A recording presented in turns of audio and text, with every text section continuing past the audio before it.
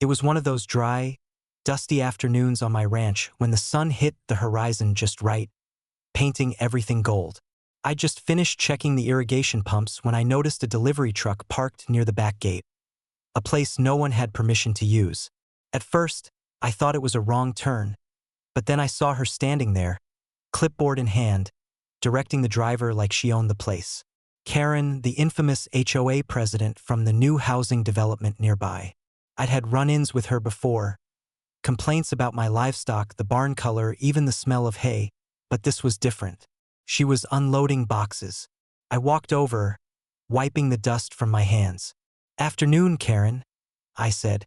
"What's going on here?" She jumped, startled, then straightened her blazer like nothing was wrong. "We're just making a quick drop-off," she said. "HOA business." I frowned. "On my land." She gave that smug little smile she was known for. "The boundary lines are fuzzy. I spoke with county zoning. Technically, this area falls under community oversight." I laughed. "Nice try. That fence marks the start of my ranch, and you know it. Now tell your driver to turn around." But she didn't. Instead, she waved him on. "Put it by the shed," she shouted. That's when my patience ran out. "You have 10 seconds to move that truck," I warned. "Or I call the sheriff." She smirked. "Go ahead. I'm sure they'd love to hear how you're harassing community volunteers." So I pulled out my phone and started recording. The boxes had no labels, just blank brown cardboard sealed tight with black tape. One of them ripped when the driver dropped it, and inside, I caught a glimpse of something that didn't belong. Vials sealed in plastic with white powder inside. My stomach tightened. "Karen," I said slowly, "what the hell are you delivering out here?" Her eyes darted to the torn box, and for the first time, I saw panic flicker across her face. "It's nothing. HOA supplies," she said too quickly. "Cleaning materials." "Yeah," I said. "For what?" "Dusting the fence line."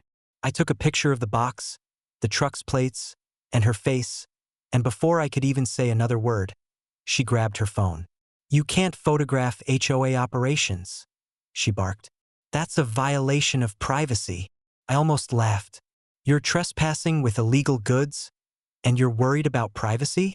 She turned away, dialing. "911, she said loudly, putting it on speaker. "There's a hostile man threatening me with a weapon on community property." I blinked. "A weapon? You've lost your mind." 5 minutes later, I heard the sirens. 2 patrol cars pulled up, lights flashing, and out stepped Sheriff Daniels and his deputy, both of whom I knew well. Karen ran up to them, pointing wildly at me. "He's dangerous," she cried. "He's trying to steal our HOA shipment." Daniels gave her a long, unimpressed look. "Ma'am," he said, "we've been over this.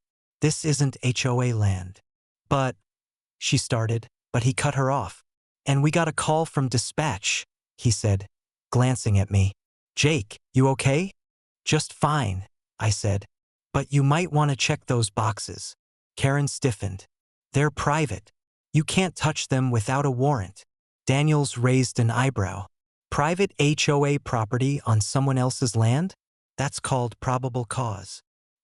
He nodded to the deputy, who sliced open one of the boxes with a knife. Inside were more vials, plastic-wrapped and unmarked. Daniels picked one up, holding it to the light. "You want to explain why you're transporting controlled substances, ma'am?" Karen's face went ghost white. "That's not what you think," she stammered.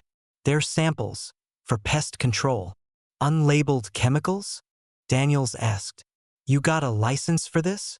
She opened her mouth, then shut it again. He sighed. "Ma'am, you're under arrest for illegal possession and distribution of unregistered chemicals, trespassing, and filing a false police report." I wish I could describe the satisfaction I felt watching her jaw drop as the handcuffs clicked shut. She screamed the whole time, saying the HOA would bury me in lawsuits, that I'd regret crossing her. Daniels just shook his head. "You really need to stop using the HOA as a shield," he told her as they led her to the cruiser. "It's not going to save you this time." I walked over to the deputy who was photographing the scene. "What do you think that stuff is?" I asked. He shrugged. Could be anything. We'll know after the lab tests, but it doesn't look good. Later that evening, Daniels called me personally. Jake, he said, you sitting down? Why? I asked. Those vials were filled with synthetic narcotics. Real high-end stuff. We've been looking for the source for months. My jaw tightened. And Karen was running it through the HOA? Looks that way, he said. Probably had no clue what she was handling. Just someone using her ego for cover. Either way, she's in deep trouble. The next morning, the story was everywhere. HOA president arrested after drug operation discovered on ranch. The photo on the front page showed Karen being led into the patrol car, still shouting about her rights. The homeowners association dissolved within a week, half its members pretending they barely knew her. I got a call from the district attorney's office later, thanking me for cooperating with the investigation. Turns out my ranch cameras had caught everything they needed: truck plates, timestamps, faces. My evidence helped dismantle an entire smuggling ring that had been using community delivery routes as cover. A few weeks later, Daniel stopped by again, this time just for coffee. We sat on the porch as the sun dipped low. You ever think you'd catch a drug bust on your land? He asked with a grin. I laughed. I thought the worst thing I'd deal with out here was a broken fence. Guess I was wrong. He took a sip and looked out across the fields. Thing is, people like her always get caught. They think authority makes them untouchable. But arrogance isn't armor. I nodded. Yeah, I said quietly. Out here, you learn quick. The land doesn't take orders from anyone. From that day on, no one from the old HOA ever came near my ranch again. The road stayed quiet, the fences untouched. Sometimes, when the wind carries the echo of a siren from town, I think about that day and the look on her face when she realized I wasn't just some rancher she could intimidate. I was the detective she'd accidentally tried to frame. And that, as the sheriff put it best, was the day Karen called 911 on herself.